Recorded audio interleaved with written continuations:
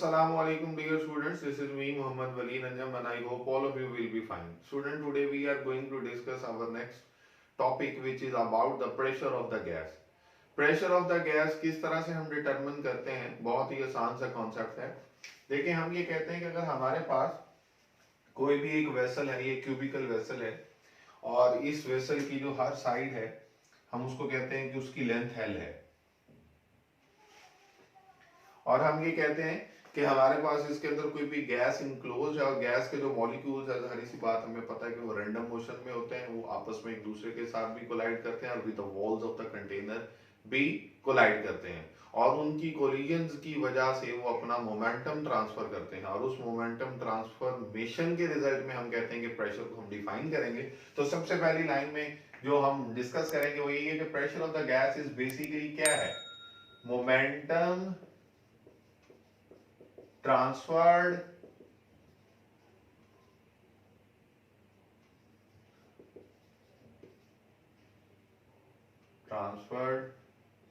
per second per unit area, कि कितने time के अंदर मोमेंटम ट्रांसफर हो रहा है, कितने एरिया के लिहाज से, वो डिफाइन करेगा कि प्रेशर क्या होता है। अब स्टूडेंट, अगर हम इस चीज को देखें तो यहां से हम मोमेंटम को पढ़ चुके हैं, किसके इक्वल होता है, mv के equal per unit time and area. ये किसके बराबर है, ये प्रेशर के बराबर है, और उस प्रेशर को हम P से रिप्रेजेंट कर रहे हैं।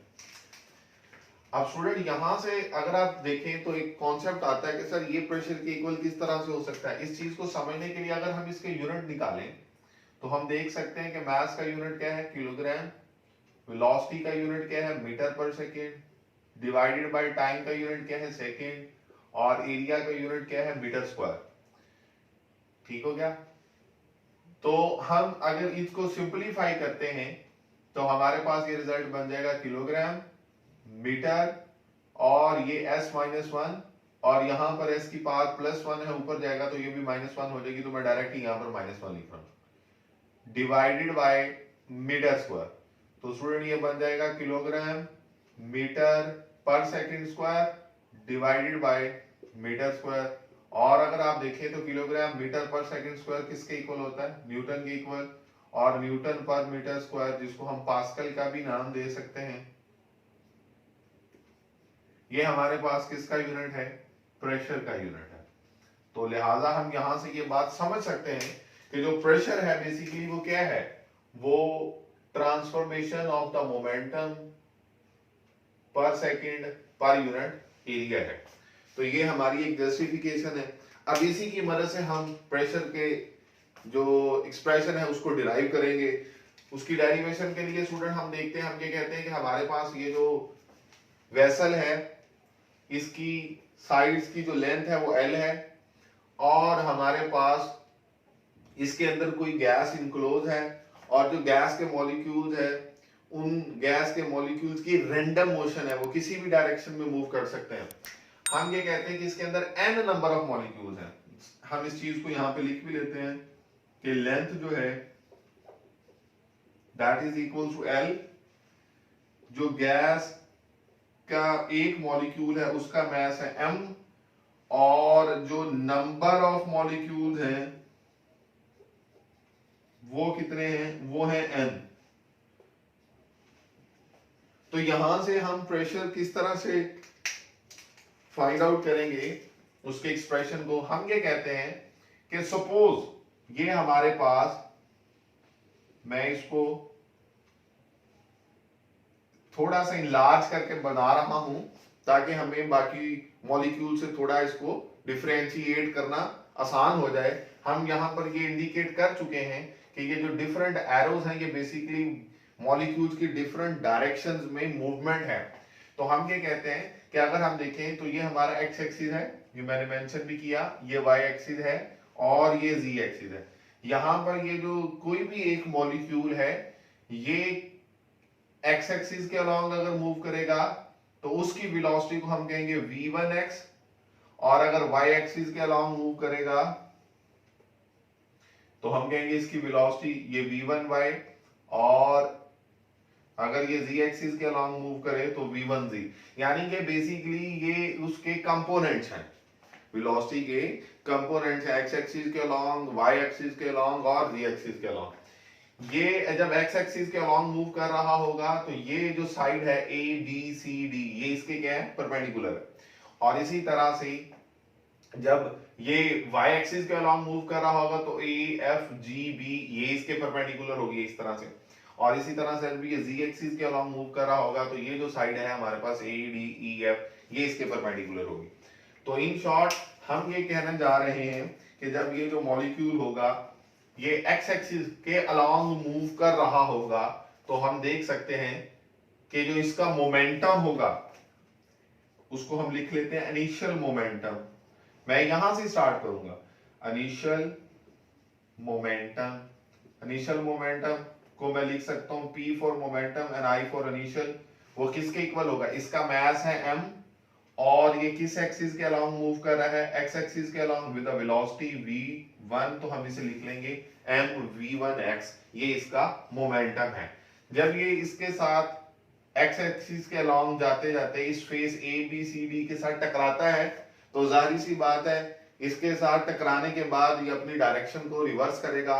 और स्टूडेंट हम kinetic theory of the gases के मुताबिक ये बात पढ़ चुके हैं कि collision between the gas molecule and with the walls of the container are assumed to be perfectly elastic. तो इसलिए हम ये कहते हैं अगर ये कोलिजन परफेक्टली इलास्टिक है और ये हम अज्यूम कर लें तो हम कहेंगे कि उसके मोमेंटम में कोई चेंज नहीं आएगा, मास वाई इसके कि सिर्फ उसकी डायरेक्शन चेंज हो जाएगी। तो ये जब उसके साथ जाके टकराएगा इस face A B C D के टकरा कर रीबाउंड करेगा, इसकी डायरेक्शन चेंज हो जाएगी, मैग्नीट्यूड सेम रहेगी। तो हम ये कहते हैं कि इसका जो फाइनल मोमेंटम होगा वो लिखेंगे हम P F final momentum, magnitude उसकी m v1x ही होगी, लेकिन इसकी डायरेक्शन के रिवर्स हो जाने की वजह से अगर पहले ये पॉजिटिव था तो अब ये क्या हो जाएगा, नेगेटिव, यानी कि ये पहले इस डायरेक्शन में जा रहा था, टकराएगा, टकरा के वापस आ जाएगा। तो हम यहां से देख सकते हैं कि इसके मोमेंटम में क्या हो चुका, एक चेंज आ चुका। जाहिर सी बात है जब चीजें टकराती हैं तो आपस में उनकी मोमेंटम्स की ट्रांसफॉर्मेशन की वजह से हम ये कहते हैं कि उनके मोमेंटम्स में चेंज आ जाता है। तो जो चेंज इन मोमेंटम होगा, चेंज इन मोमेंटम, उसको हम किस तरह से लिखेंगे, उसे हम पढ़कर आ चुके हैं डेल्टा पी, जो किसके इक्वल होता है, final momentum minus initial momentum. अगर हम यहां से रिजल्ट देखें तो जो डेल्टा पी होगा student, final P, final momentum, वो किसके इक्वल था, minus M V one X, minus formula का, और इनिशियल मोमेंटम कितना है, एम वी वन एक्स। तो हमारे पास जो रिजल्ट आएगा चेंज इन मोमेंटम का वो आ जाएगा minus two M V one X. ये किसके इक्वल आ गया, डेल्टा पी के इक्वल आ गया। इसको बेशक आप इक्वेशन नंबर 1 का नाम भी दे दें। तो हमारे पास ये मोमेंटम में चेंज आया, और मोमेंटम में जो चेंज आता है with respect to the time, उसको हम क्या कहते हैं, वो फोर्स के बराबर होती है। ये बात हम पढ़ चुके हैं, और हम यहां से ये पॉइंट यहां पर लिख भी लेते हैं, time rate of change in momentum is equals to applied force। वो हमारे पास किसके इक्वल होता है, ये हम पढ़ चुके हैं बात पहले भी।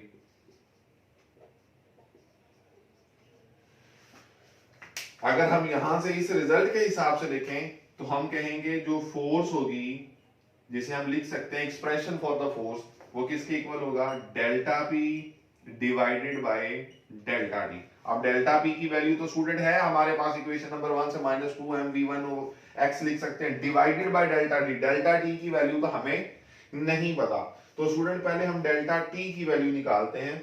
डेल्टा टी से मुराद कि वो टाइम जिसके अंदर ये कोलिजन हुई। तो स्टूडेंट अगर आप देखें कि ये जो हमारे पास गैस का मॉलिक्यूल है इस पोजीशन से अगर जाए, मूव करे और A B C D A face के साथ टकराए तो ये यहां से यहां तक जाते हुए कितना फासला तय करेगा, L। और जब उसके साथ टकरा कर दोबारा वापस आएगा इस पोजीशन पर तो फिर कितना फासला तय करेगा, L। तो हम ये कहते हैं कि टोटल उसने जो डिस्टेंस कवर किया उसकी मदद से और उसकी स्पीड की मदद से हम ये डिफाइन कर सकते हैं कि उसने कितना टाइम लगाया होगा। तो स्टूडेंट इसके लिए हम यहां पर लिखेंगे टाइम बिटवीन सक्सेसिव कोलिजन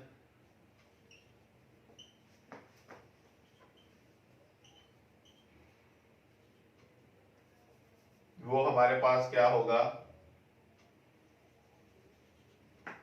जैसे हम पढ़ चुके हैं S इक्वल्स टू VT, और यहां से अगर हम T की वैल्यू लिखें तो वो S ओवर V होगी।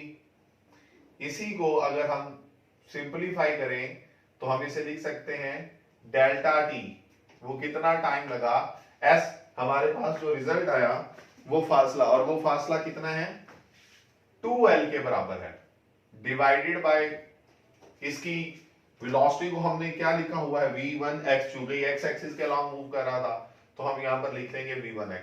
तो ये हमारे पास डेल्टा t का भी रिजल्ट आ जाएगा और इसे हम इक्वेशन नंबर 2 का नाम दे देते हैं, इक्वेशन नंबर 2 होगी ये हमारे पास। यही इक्वेशन नंबर 2 की जो वैल्यू है ये हम यहां पर अगर पुट करें तो हमारे पास डेल्टा p की भी वैल्यू है, डेल्टा t की भी वैल्यू है। तो इस रिजल्ट से हम बड़ी आसानी के साथ यहां से फोर्स का रिजल्ट निकाल सकते हैं। डेल्टा पी किसके equal -2m v1x divided by delta T, और वो किसके equal 2l divided by v1x। तो स्टूडेंट इसी रिलेशनशिप को हम अगर थोड़ा सा रीअरेंज करें तो हम इसको इस तरह से लिख सकते हैं -2m v1x, और देखें ये तो एक पूरी फ्रैक्शन है लेकिन इस में डिनोमिनेटर में हम सपोज कर लेते हैं 1, और इस फ्रैक्शन को जब हम उलट करेंगे मल्टीप्लाई होगी तो ये बन जाएगी v1x divided by 2l। Student 2 से कैंसल आउट हो जाएगा और हमारा जो एक्सप्रेशन आ जाएगा फोर्स का Fx वो किसके इक्वल आ जाएगा -m v1x और v1x v1 square x divided by l। तो हमारे पास ये फोर्स का रिजल्ट आ जाएगा। स्टूडेंट ये कौन सी फोर्स है, ये वो फोर्स है जो इस वॉल ने उस मॉलिक्यूल पर लगाई। वॉल मैं यहां पे मेंशन कर भी देता हूं वॉल, ताकि आप लोगों को कोई कंफ्यूजन ना रहे। फोर्स जो वॉल ने लगाई जिसकी वजह से गैस के मॉलिक्यूल्स की डायरेक्शन चेंज हुई, हम ये कहते हैं कि उसका ये रिजल्ट है। तो अकॉर्डिंग टू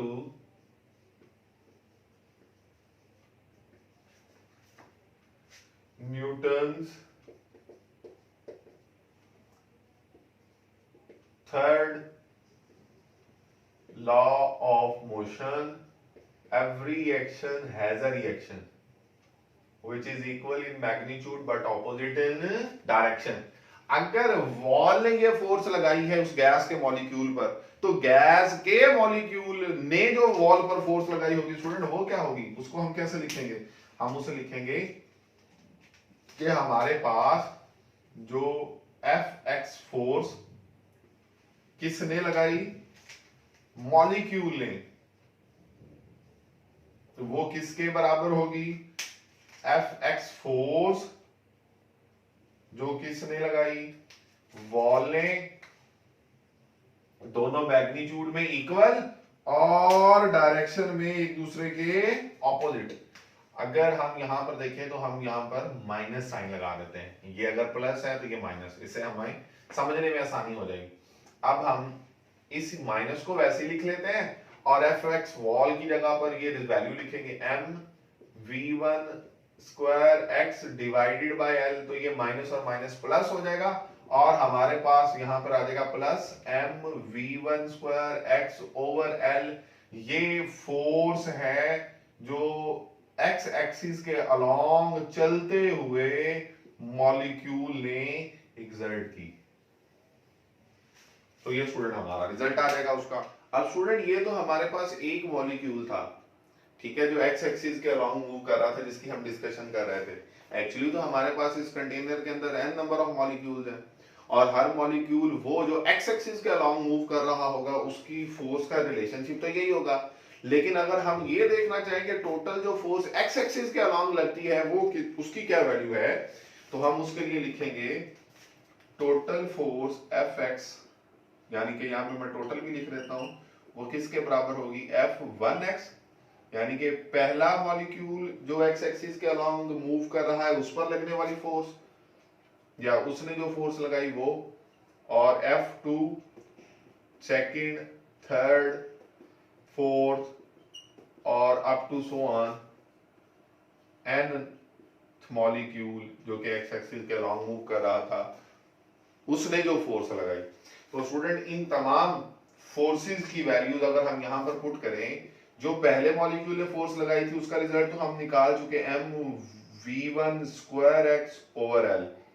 तो जो दूसरे मॉलिक्यूल ने लगाई होगी स्टूडेंट वो भी यही नहीं होगी m, लेकिन उसकी जो स्पीड होगी v2 square x over l आ जाएगा। अब यहां पर एक सवाल आता है कि m2 क्यों नहीं हुआ, क्योंकि हर गैस के मॉलिक्यूल का हम ये इमेजिन कर रहे हैं कि मास सेम है। तो इसी तरह से F3x वो किसके इक्वल हो जाएगा, वो हमारे पास हो जाएगा mv3 square x over L, और अप टू सो ऑन, और लास्ट जो होगा वो होगा mvn square x over L. तो स्टूडेंट अगर हम इन तमाम को ऐड कर लेंगे तो हमारे पास टोटल फोर्स आ जाएगी। और टोटल फोर्स के लिए अब अगर हम देखें तो इस पूरे एक्सप्रेशन में हमारे पास m भी कॉमन है और l भी कॉमन है, यानी कि न्यूमरेटर में m है और डिनोमिनेटर में l है। तो हम अगर इसको कॉमन निकालें तो अंदर बच जाएगा v1 square X plus v2 square X plus v3 square X up to so on, और vn स्क्वायर एक्स। अब स्टूडेंट ये हमारे पास टोटल आ गई फोर्स। अब इसी फोर्स की मदद से हम प्रेशर का रिलेशनशिप निकालेंगे। प्रेशर, उसके लिए हम लिखेंगे भी relationship for the pressure, relationship for pressure, या हम इसको कह सकते हैं एक्सप्रेशन फॉर द प्रेशर। तो स्टूडेंट वो क्या होगा, हम पढ़ चुके हैं कि जो force per unit area Fx over A, that will be the pressure along x-axis।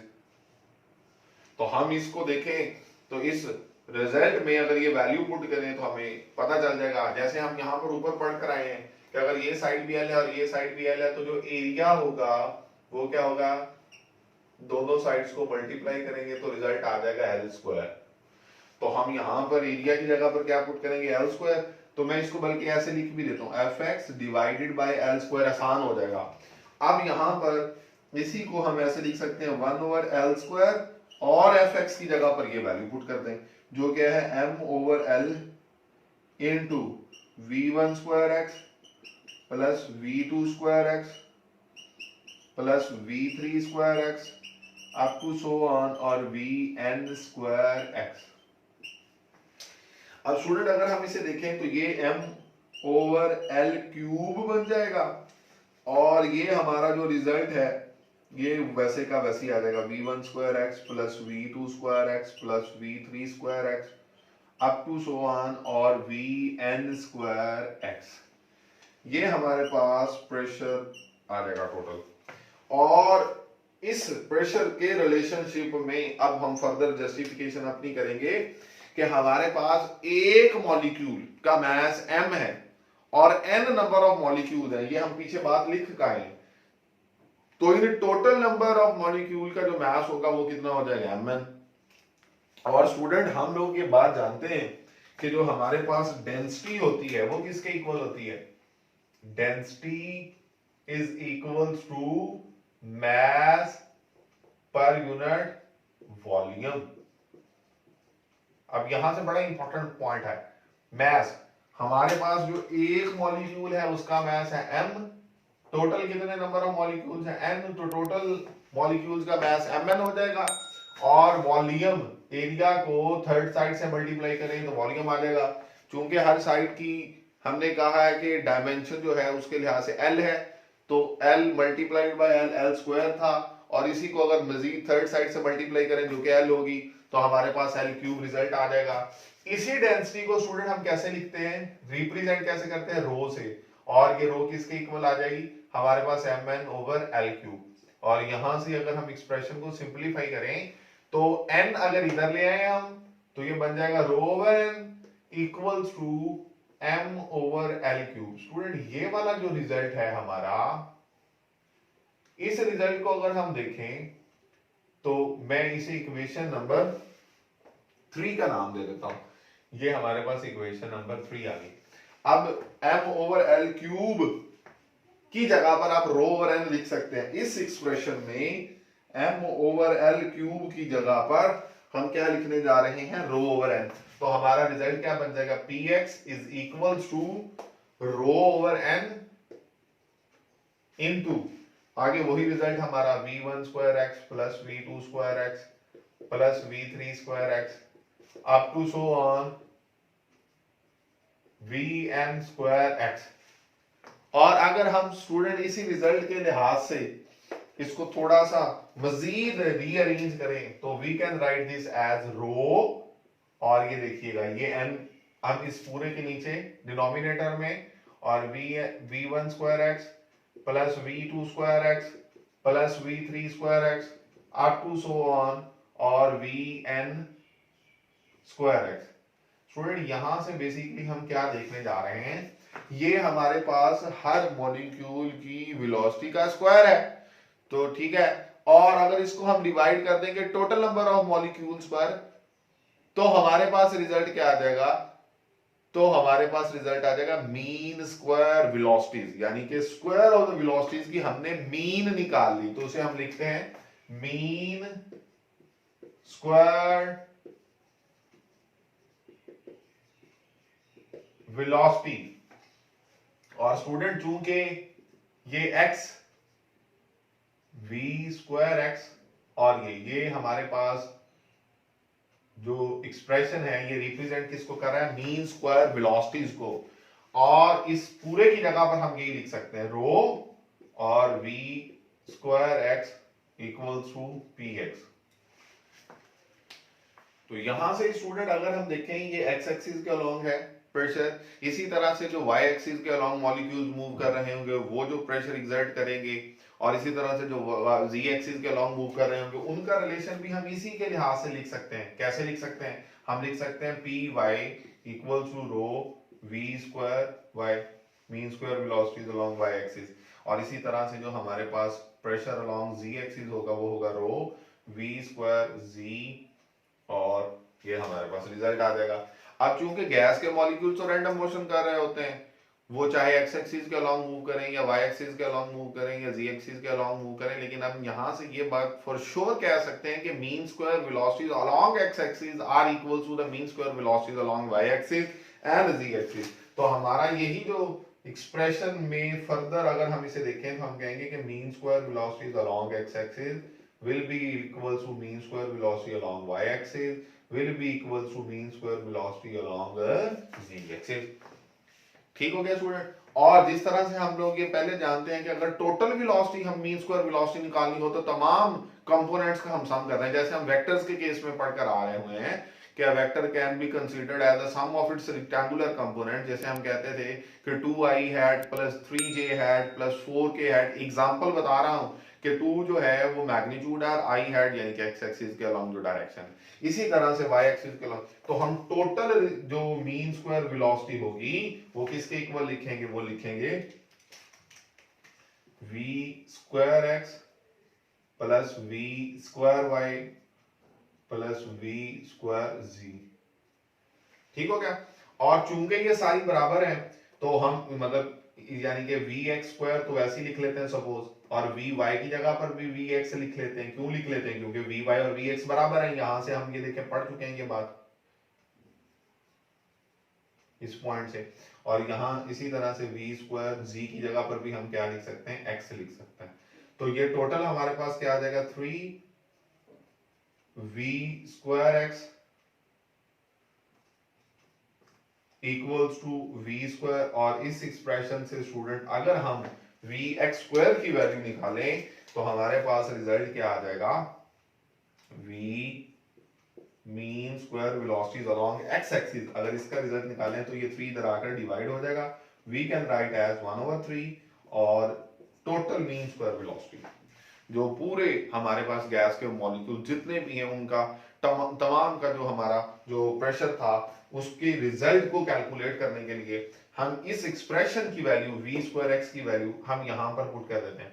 अब हम इनको नाम दे सकते हैं कि ये इक्वेशन नंबर 4 है, ये 5 है और ये 6 है, और इक्वेशन नंबर 4 में vx स्क्वायर की वैल्यू अगर हम पुट करें कहां से, ये इसको एक्सप्रेशन को हम कहते हैं इक्वेशन नंबर 7, ये वैल्यू आप vx स्क्वायर की ये देखें यहां पर पुट कर दें, तो जब आप पुट करेंगे तो हमारा रिजल्ट आ जाएगा px इज इक्वल टू, ये जो टोटल रिजल्ट होगा रो और vx स्क्वायर की जगह पर 1/3 v स्क्वायर।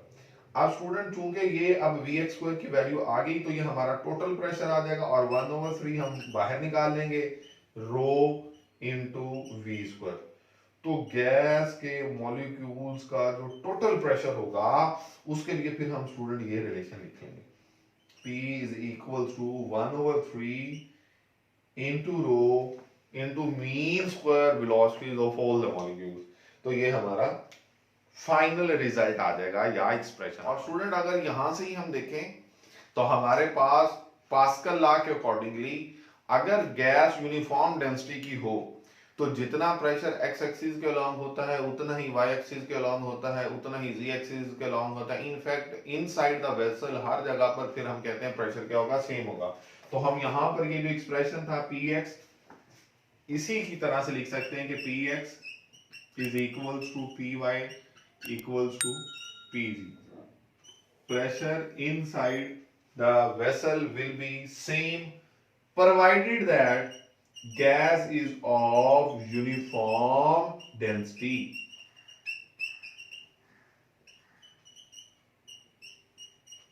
ये बहुत इंपॉर्टेंट पॉइंट है, ये हमारी शर्त है उसके लिए। तो स्टूडेंट मैं उम्मीद करता हूं कि आपको ये तमाम पॉइंट्स बहुत अच्छी तरह से समझ आ चुके होंगे। Please don't forget to subscribe and like my channel and take good care of yourself. अल्लाह हाफिज।